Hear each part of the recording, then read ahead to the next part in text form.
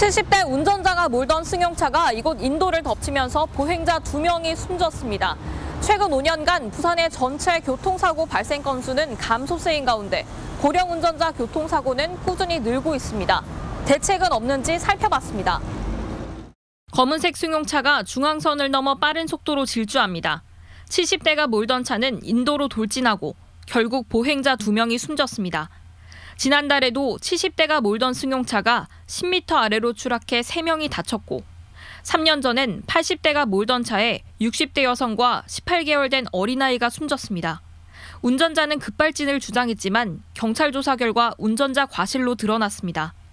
어느 나이 적정선이 되면은 안 하는 게 맞는 것 같아요. 아무래도 신체 능력이 조금 떨어지시니까 그렇게 해야 되지 않을까. 현재 부산의 65살 이상 고령 운전자는 31만 4천 명으로 전체의 15%입니다. 부산에서 지난 5년간 전체 교통사고가 1,000건 넘게 줄어든 반면 고령 운전자 사고는 지속적으로 늘어 지난해 2,300건을 넘어서 21%를 차지했습니다. 하지만 대책 마련은 쉽지 않습니다.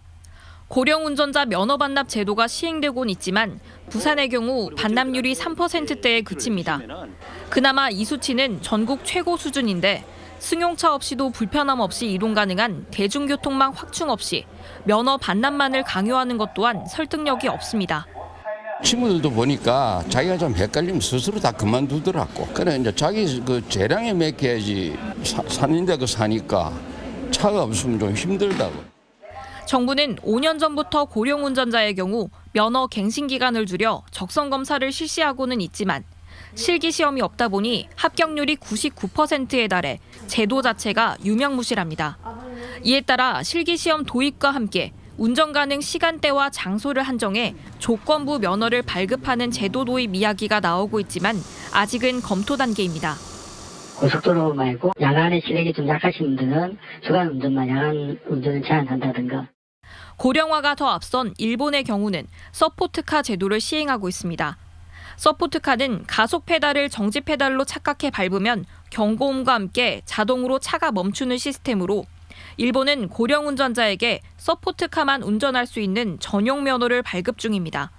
브레이크를 잡아야 되는데 악셀레이터를 밟았다. 그러면 이제 그게 장치가 있으면 그냥 자동적으로 정지하기 때문에 상당히 도움이 되는 건 확실하죠. 하지만 우리나라에 현재 이 기능이 탑재된 차량은 현대의 캐스퍼 단 한 종뿐이고 전용 면허 도입을 위해선 입법과 예산 지원 문제까지 넘을 산이 많습니다.